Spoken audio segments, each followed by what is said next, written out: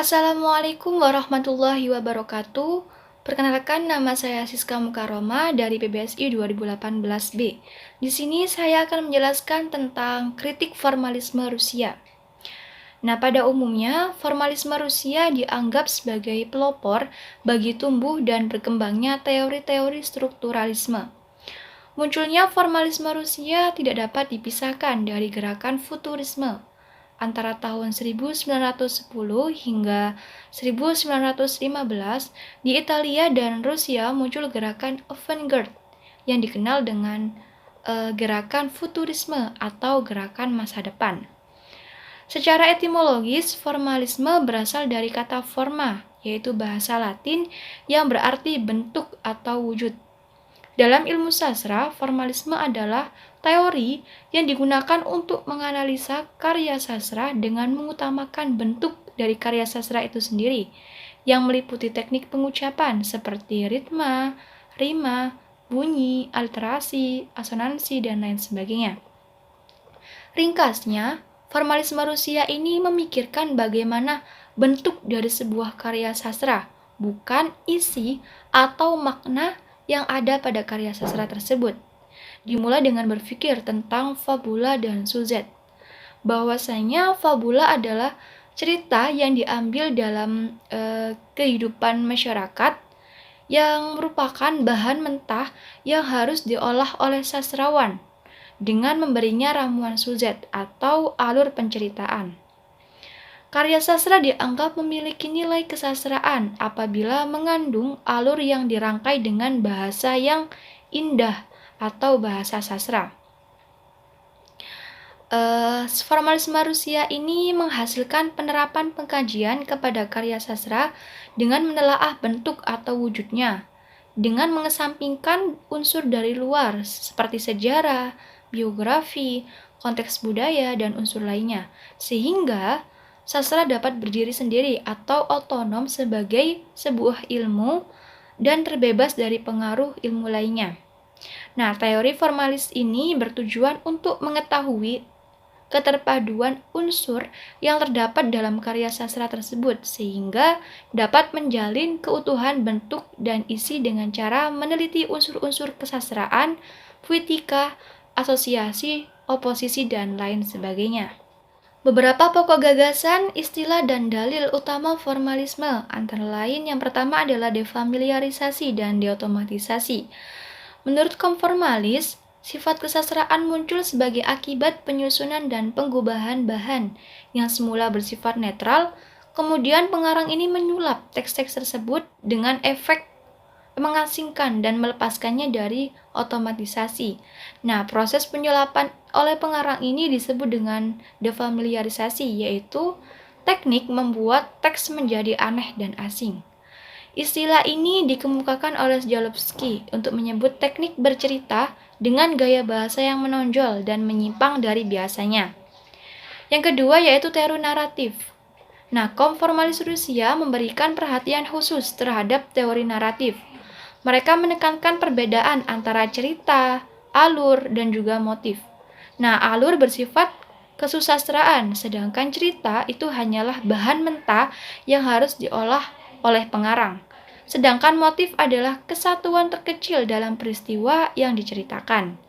Alur bukan sekedar susunan peristiwa, tapi juga sarana yang dipergunakan pengarang untuk menyela dan menunda penceritaan. Jadi, cerita itu sendiri hanya merupakan rangkaian kronologis dari peristiwa-peristiwa yang diceritakan. Yang ketiga yaitu analisis motif. Nah, secara umum motif itu berarti sebuah unsur yang penuh arti yang diulang-ulang di dalam satu atau sejumlah karya. Jadi, motif itu adalah unsur arti yang paling kecil di dalam sebuah cerita. Pengertian motif di sini memperoleh fungsi sintaksis. Bila motif itu dibaca dan direfleksi oleh pembaca secara keseluruhan, maka pembaca dapat menyimpulkan satu motif dasarnya. Nah, bila motif dasar tadi dirumuskan kembali secara metabahasa, maka kita akan menjumpai tema dari sebuah karya sastra. Misalnya, dalam sebuah cerita dijumpai kata cinta yang diulang-ulang oleh pengarang di dalam karyanya dengan menggunakan bahasa sastra. Maka pembaca bisa menyimpulkan bahwa tema dalam karya sastra tersebut itu membahas tentang cinta. Yang keempat yaitu fungsi puitik dan objek estetik. Nah, istilah fungsi ini mengacu pada penempatan suatu karya sastra dalam suatu komunikasi yang mencangkup antara pengarang, karya, dan juga pembaca. Nah, istilah ini muncul sebagai reaksi terhadap studi sastra formalisme yang terlalu terpaku pada aspek sarana kesusastraan tanpa menempatkannya dalam konteks tertentu. Dalam pemakaian bahasa sastra, fungsi puitis paling dominan. Jan Mukarovsky memperkenalkan istilah objek estetik sebagai lawan dari istilah artefak. Artefak adalah karya sastra yang sudah utuh dan tidak dapat berubah. Nah, artefak itu akan menjadi objek estetik bila sudah dihayati dan dinikmati oleh pembaca. Dalam pengalaman pembaca, karya sastra dapat memiliki arti yang berbeda-beda tergantung dari bagaimana pembaca tersebut menangkap isi cerita tersebut.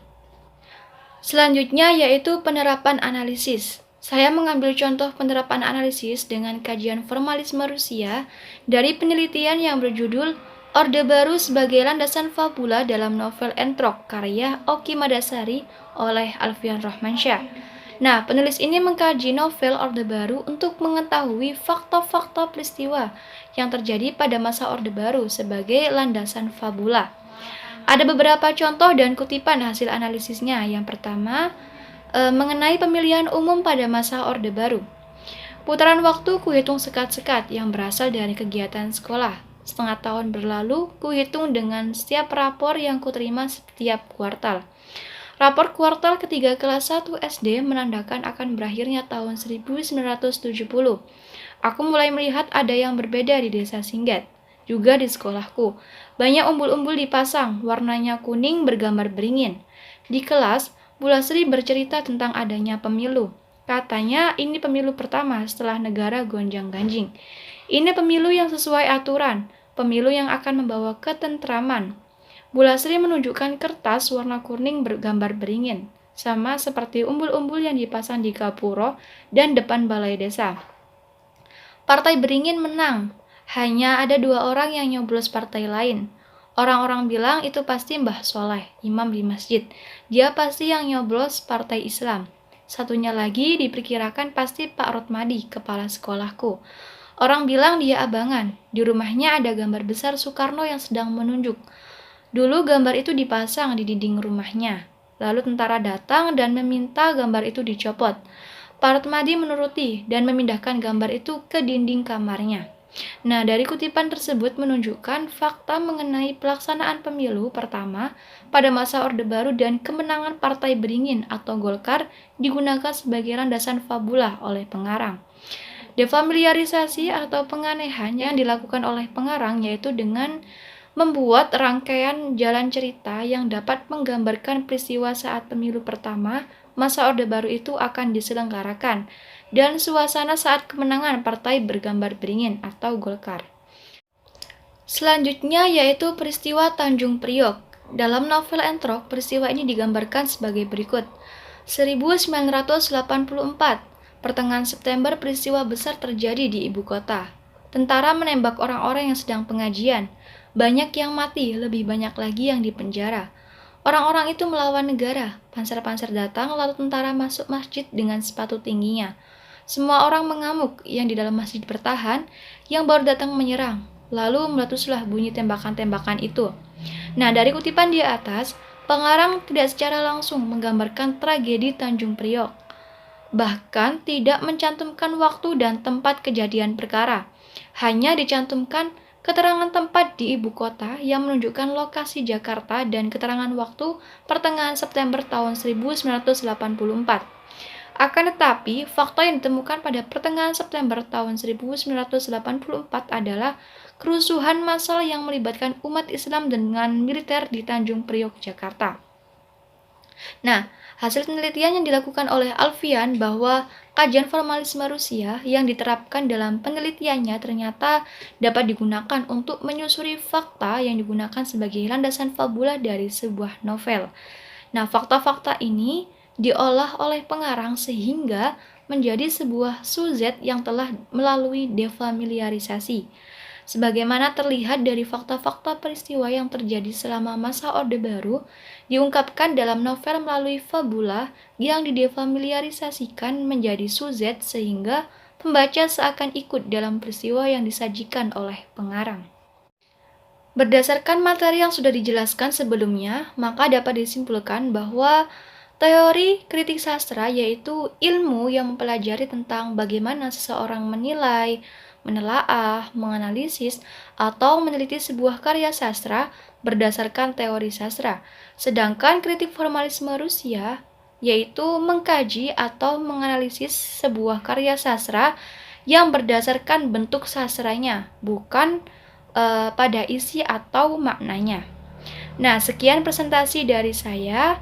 Terima kasih dan wassalamualaikum warahmatullahi wabarakatuh.